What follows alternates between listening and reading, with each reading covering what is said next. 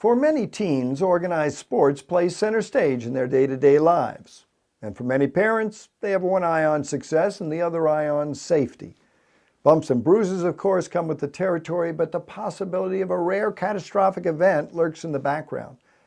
When you think of women and sports injuries, your mind immediately jumps to gymnastic accidents like the highly publicized injury of China's Olympic athlete Sang Lan, who was paralyzed from the chest down 10 years ago at age 17 in the Goodwill Games in New York City after a warm-up vault took a deadly turn.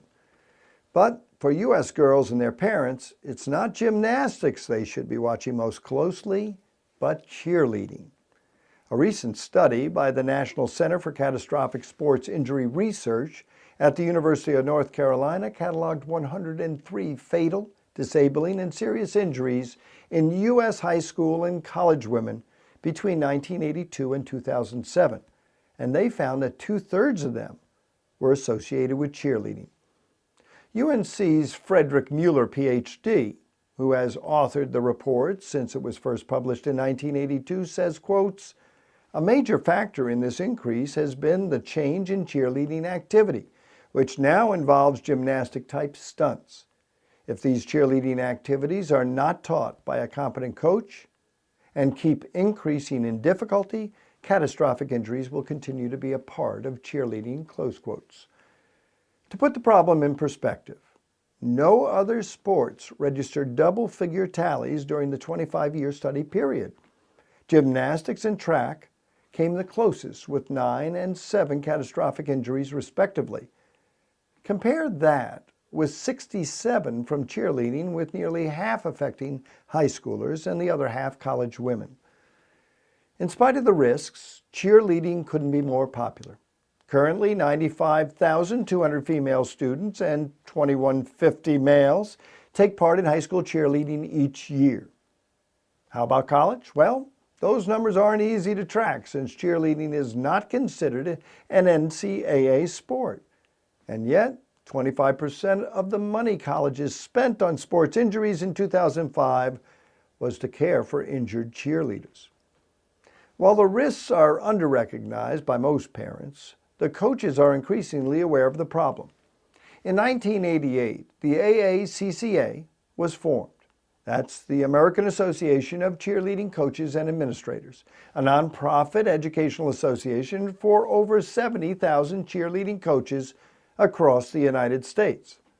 Members include, quotes, youth, junior high school, all-star, and college or university coaches and advisors, as well as leading national cheerleading instructional companies dedicated to the safe and responsible practice of student cheerleading, close quotes. Here are some of their safety guidelines. Cheerleading squads should be placed under the direction of a qualified and knowledgeable advisor or coach. All practice sessions should be supervised by the coach and held in a location suitable for the activities of cheerleaders. Advisors and coaches should recognize a squad's particular ability level and should limit the squad's activities accordingly.